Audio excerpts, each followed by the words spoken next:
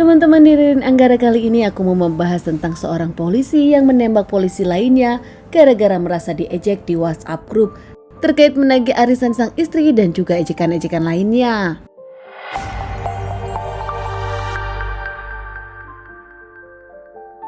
Diawali dengan jenazah Ibda Ahmad Karnain diotopsi di Rumah Sakit Polisi Lampung. Dibawa keluarga dikuburkan di Lampung Utara karena dihabisi seseorang karena efek grup WhatsApp. Bahkan, menurut pelaku, dirinya punya bukti-bukti chattingan penghinaan di WhatsApp grup tersebut. Tersangka yang tak lama langsung diamankan bernama Budi Supriyadi yang ditangkap usai polisi melakukan penyelidikan. Semua diawali saat jam 9 malam di Jalan Merpati, Lampung Tengah sepi meski masih banyak yang belum tidur. Tiba-tiba terdengar suara tembakan dan jeritan seorang perempuan yang menangis meminta tolong. Seorang tetangga bernama Wayan akhirnya keluar setelah tetangganya meminta tolong. Ternyata itu adalah istri dari Karnain. Wayan pun langsung ke rumah Karnain karena ada teriakan Betty. Betty yang terlihat sedang memeluk Karnain di sebelah anak-anaknya. Wayan yang kaget langsung memanggil pembantu dan melaporkan kepada pihak kepolisian. Ditambah bingung, menurut Wayan dan para tetangga tersebut, korban bernama Karnain ini juga seorang polisi, memang dikenal baik di kalangan tetangganya. Para tetangga yang langsung berdatangan tak menyangka tetangganya yang dikenal baik Karnain ditembak seseorang di rumahnya sendiri. Bahkan Karnain yang berprofesi sebagai polisi nampak dijahati orang begitu saja. Kini, para tetangga yang langsung membawa Karnain ke rumah sakit dengan mobil pribadinya sendiri. Karnain yang ditembak seseorang dengan kondisi parah hingga akhirnya setelah sampai di rumah sakit, Karnain pun tak tertolong dan meninggal dunia. Karena saat kejadian, para warga langsung melaporkan kepada pihak kepolisian pun datang dan langsung oleh TKP. Pihak polisian pun mencari motif dari siapa pelaku yang menembak seorang anggota polisi di rumahnya sendiri. Usai penyelidikan, pihak kepolisian tak lama langsung menangkap pelaku 3 jam dari kejadian tersebut.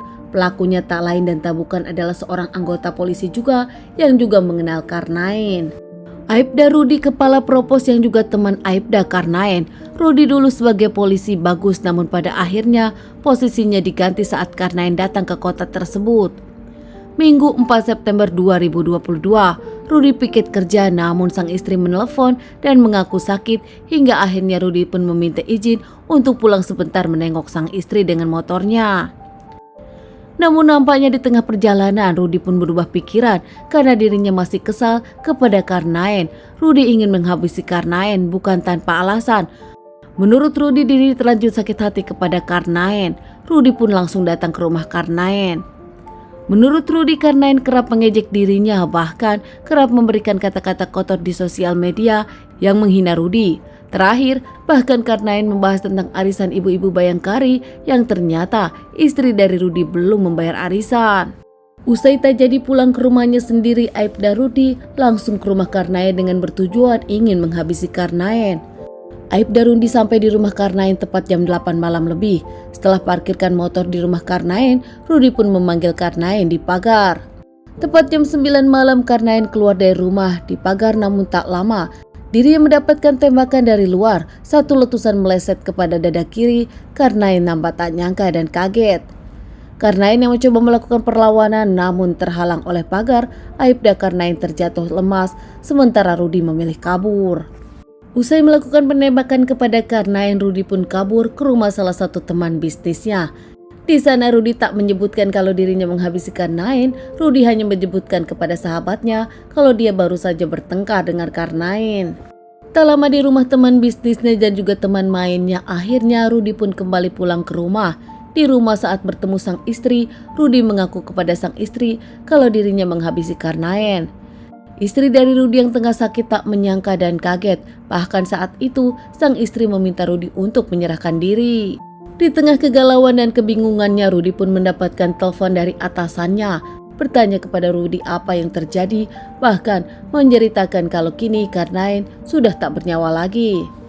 Rudi akhirnya menyerahkan diri dengan menelpon salah satu temannya dan meminta temannya untuk datang. Nampaknya Rudi sendiri tak berani untuk datang sendiri langsung ke kantor polisi.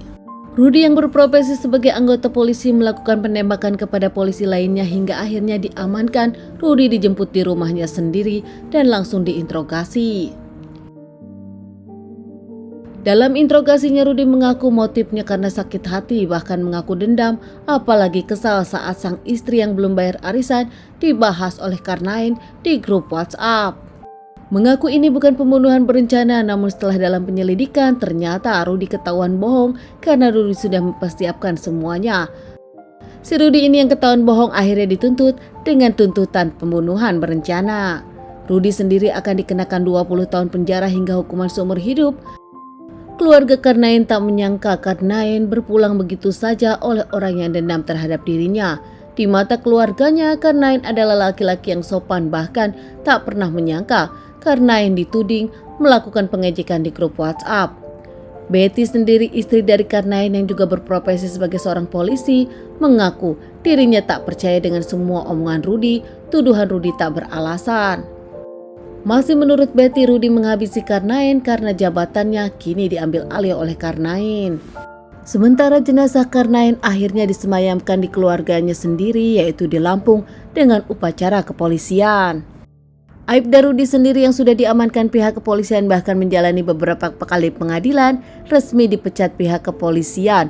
Menurut pihak kepolisian, yang dilakukan Rudi tak mencerminkan, Bahkan pihak kepolisian pun mendukung apapun langkah hukum yang akan dijalani Rudi, dihukum seberat-beratnya.